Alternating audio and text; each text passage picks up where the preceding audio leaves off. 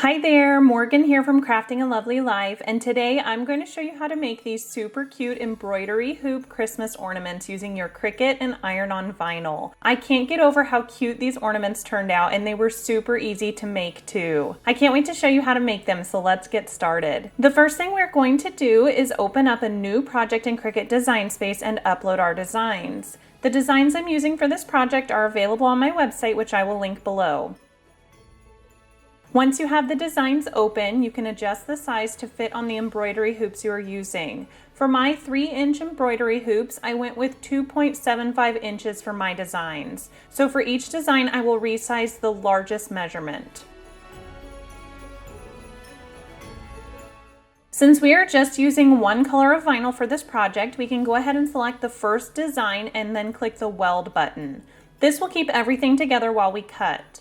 Then we can do the same thing for the remaining 3 designs.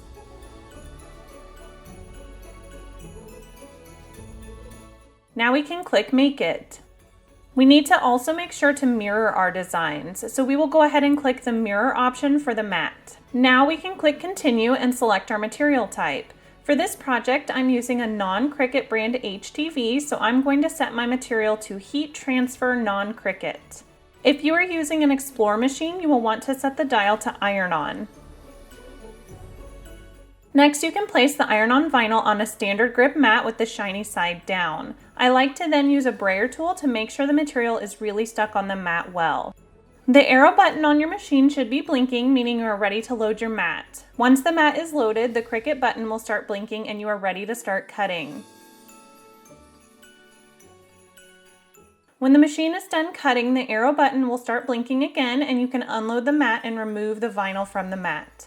I'm going to cut apart my designs before I start weeding them. Now we can use a weeding tool to peel up the vinyl at the corner. Then you can get the bulk of the excess vinyl peeled off.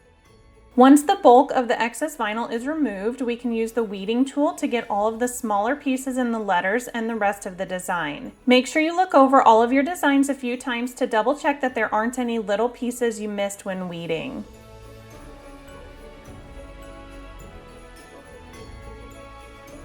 Cricut's heat guide recommends setting the easy press temperature to 315 degrees for 30 seconds for this type of material.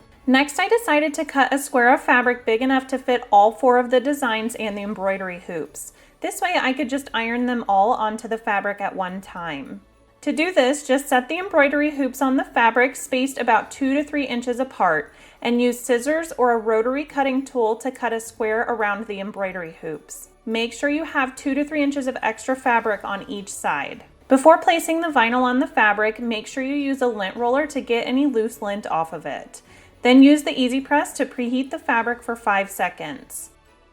To get the designs placed on the fabric, just place the embroidery hoops back onto the fabric square and place the designs in the center of the embroidery hoops. Then move the embroidery hoops and place the Easy Press on top of the designs. Heat for 30 seconds and then flip the fabric over and heat for another 15 seconds. If your heat press doesn't cover all of the designs, you can heat the designs in sections. The vinyl I'm using is a warm peel vinyl, so I'm going to peel at the plastic backing sheet while it is still warm. Make sure you look to see if your vinyl is a cool peel or warm peel heat transfer vinyl. Once you start to peel the plastic sheet away, if you notice any parts of the design not adhering to the fabric, just place the plastic sheet back down and go over that spot with the heat press again until it sticks. Now we can cut apart the different designs. Place the embroidery hoops back on top of the designs. Make sure you leave 2 to 3 inches all the way around each hoop when you cut the designs apart.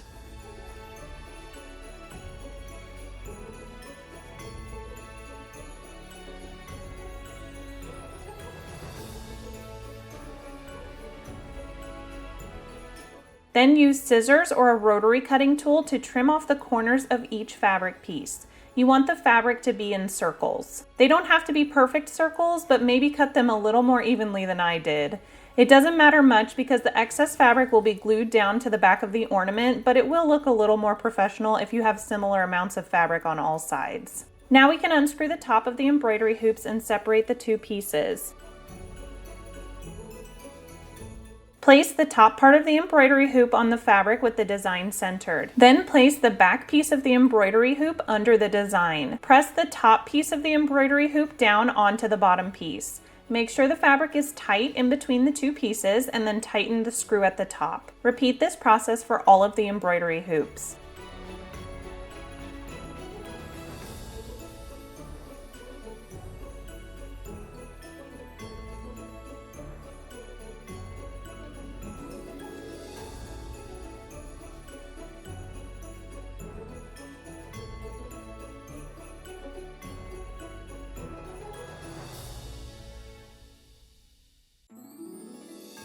Next, we will use hot glue to secure the excess fabric around the back of the embroidery hoops.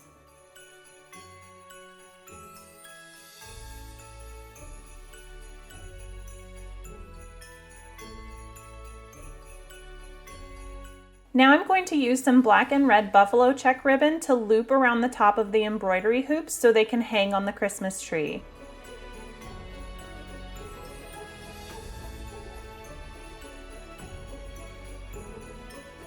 I also decided to make little bows to glue on the top of each one, but you don't have to do that if you don't want to. To make the homemade bows, cut a piece of ribbon about 4 to 5 inches long. Then bring in both ends to cross in the center. Then I tied a piece of burlap twine around the center to secure the bow. If you don't have the burlap twine, you can also just use a small twist tie.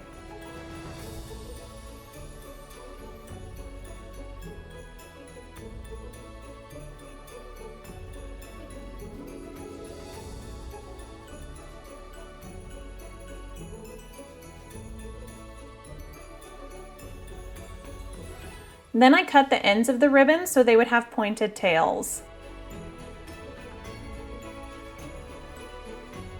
Now you can just repeat this process until you have a bow for each ornament.